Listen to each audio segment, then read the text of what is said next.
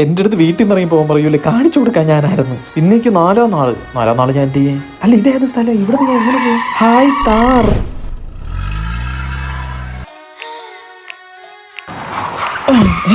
ഇതെന്താ ഞാൻ ഈ കാറിൻ്റെ അകത്ത്? ഇതെന്താ എൻ്റെ കൈയൊക്കെ കെട്ടിയിട്ടിങ്ങനെ? ഇതെന്ത് സംഭവം? ഇത് ഇവരിന് വല്ല എന്നെ കിഡ്നാപ്പ് ചെയ്താനാ?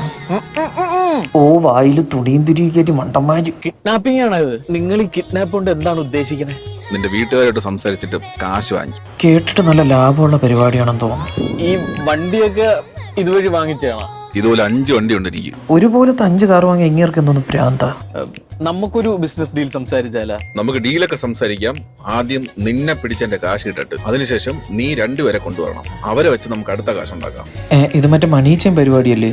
ഇയാളിനി അതിന്റെ വല്ല ബ്രോക്കറും ആയിരിക്കും. എന്തായാലും അച്ഛനെ വിളിച്ചൊരു പൈസ ചോദിക്കാം, എന്നിട്ട് അതിൽ നിന്നൊരു കമ്മീഷൻ അടിക്കാം. ഹലോ അച്ഛ, അല്ല അരവിന്ദിന്റെ അച്ഛനല്ലേ? മോനെ തിരിച്ചു കിട്ടണമെങ്കിൽ 5 ലക്ഷം രൂപ തരണം. പിന്നെ അവന് വേണ്ടി ഞാൻ 5 ലക്ഷം രൂപ തൊലിക്കും.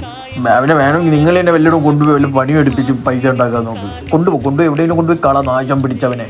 അല്ല അച്ഛ, എനിക്കൊരു മാമനുണ്ട്, വിളിച്ചു ചോദിച്ചു നോക്കിയാലോ? അല്ലെ നമുക്ക് കൊച്ചച്ഛനോട് ചോദിക്കാം. അതൊന്ന് പരിപാടിയാണ് ഇത്.